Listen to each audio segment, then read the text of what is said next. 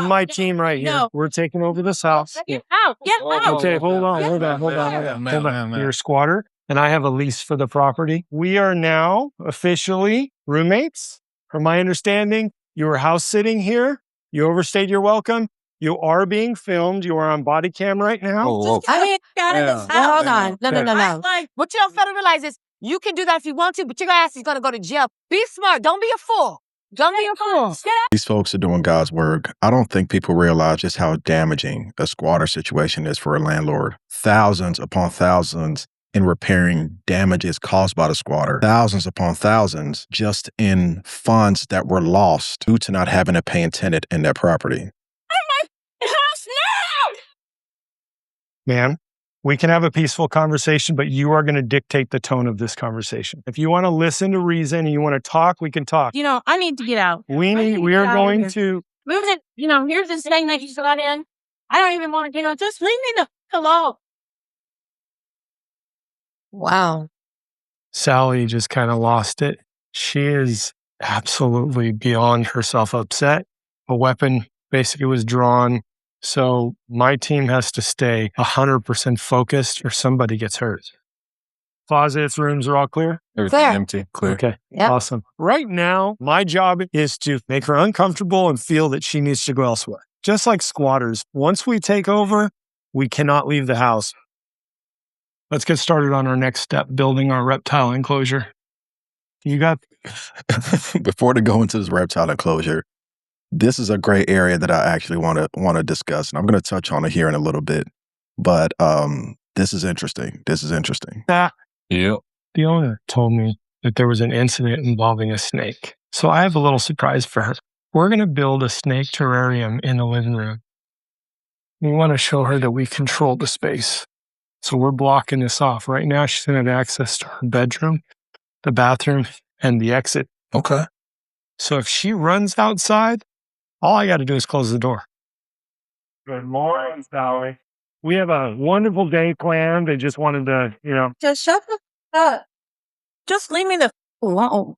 Wearing it down, y'all. We wearing it down. So we've got a reptile habitat lady coming. We're going to talk to her about using this home as a reptile sanctuary. Oh, hello. Hey. Based on what Paul told me, I had a hunch that maybe Sally didn't like snakes. So I brought in a reptile specialist. Doing a little bit of construction here, getting ready for you. I'm trying to freak her out that I'm going to be living in this house with snakes roaming free. Do we need to have an enclosure? Snakes roaming free is crazy. Or can they just have free run of the house? Are there going to be other pets in the home? Dogs, cats? Oh. Okay. So this is Gemma. Wow. Heart. She is beautiful. So when you're going to grab a snake, you always want to go from underneath them. Okay. If we go from over, we can simulate a predator like a bird. Get it out! Get it out! Get it out! I mean, I like the creativity. You could tell that this is a landlord who has had issues with this squatter, and they have had to invest in this group, this company, come in and actually sign a lease over to this company, giving them legal rights into the home, which the squatter doesn't have. And so they're now coming in and doing things. They're not forcibly like putting her clothes out and things like that, turn off electricity, things like that. Those are not crossing the legal confines of what's legal in getting a squatter out, which I actually want to go into a little more detail. I got another clip and we'll speak on that after this other clip, but this is interesting. Now, here is what most people don't know about squatters. The moment somebody decides to stay in your property past a certain threshold, in many states that is 30 days, they can no longer be removed like a trespasser. Now they have to be removed and gotten out the property through a formal eviction process. Now it's a civil matter. That means you're talking court dates, filing fees, waiting for months of hearings, and all that while they are still living at your property. Now, you can get a squatter mainly by either a guest or a tenant overstaying their agreement, or someone occupies a vacant property. Now, if you own a vacant property, whether it's listed for sale, maybe it's inherited, maybe you're in between tenants, or it's just sitting there while you're trying to figure out what to do with it, vacant properties are the #1 target for squatters. And the reason is simple. Nobody's watching. And the laws was actually designed to work against owners who neglect their property. So if you've got a vacant property right now, here is exactly what you need to do. #1, make it look occupied. Most squatters don't want to be charged with breaking and entering an occupied home. They want vacant properties that are easy targets.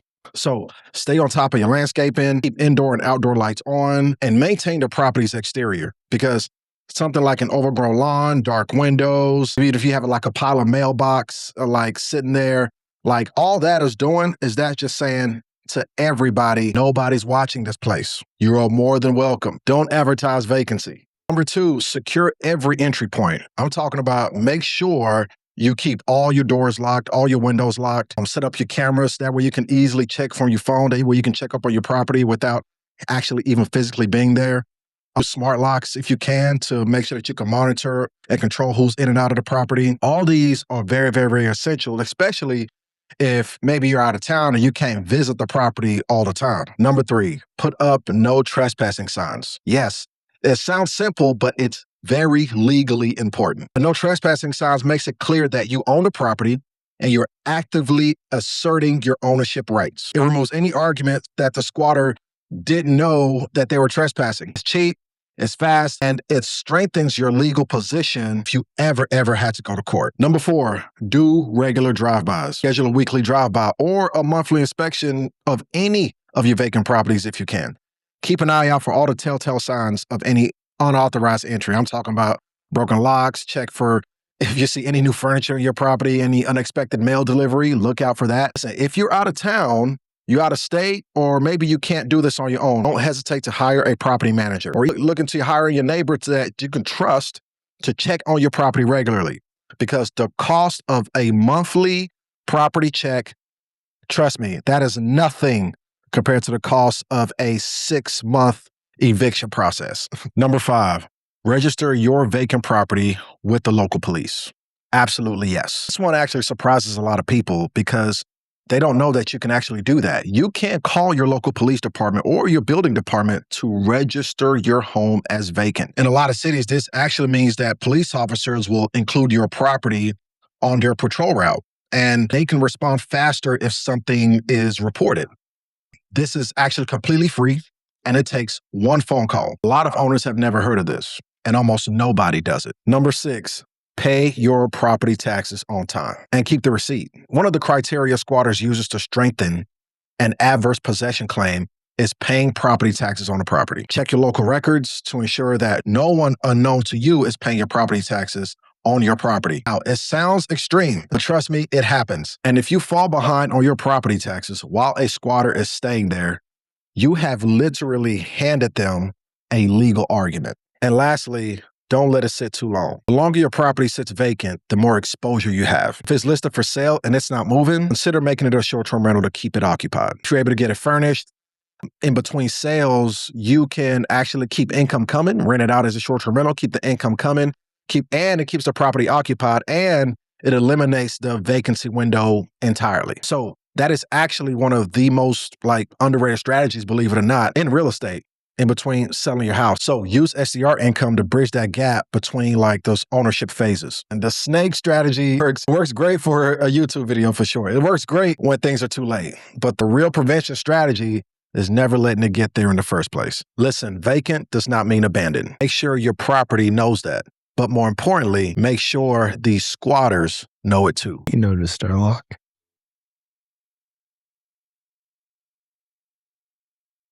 Yeah, you didn't need to wash any clothes, did you? Are you serious, man? Are you serious? I'm just trying to remind you that this isn't your house. Oh, now you're in trouble. Hello? You going to talk to these jerks, and maybe set them straight? I'm my lawyer. All right. I love it. Yeah. Hey, lawyer, how you doing? What's your name? I have a lease, and I'm your client's roommate. I am not telling your client he has to leave, but if he chooses to leave on his own, that's not considered self-help. Yeah, that definitely wasn't an attorney on the phone. Here's a part that may surprise you, and because it surprised me too when I first learned about it a while ago. Even if someone is illegally squatting in your property with zero legal rights to be there, you cannot forcibly remove them yourself. You can't change out the locks. You can't cut the power. You can't remove their belongings. In most states, that's actually called self-help eviction, and it's illegal. Now, as an owner, you cannot fall for the emotional trap. You got to keep the emotions in check. I know you own the property. I know you pay the mortgage. You pay the taxes, and you still cannot put hands on the situation. Because the moment you do, the moment that you change that lock or you shut off the water, you have now handed that squatter a wrongful eviction lawsuit. And courts have awarded squatters thousands of dollars in damages for this exact reason against landlords who decided to take matters into their own hands. So you essentially go from being the victim to being the defendant.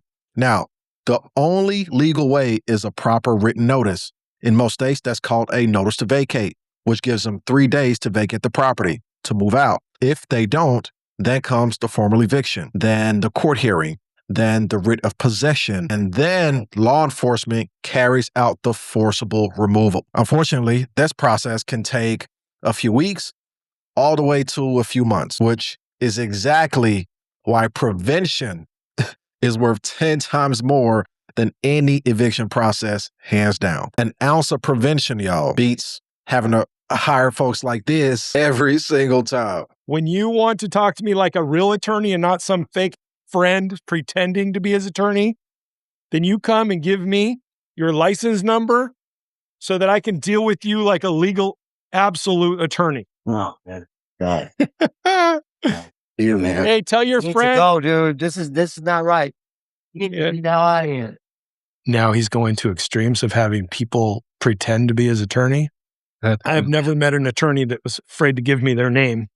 Run out of options. Yeah. I'm going to call the cops right now and get you out of here.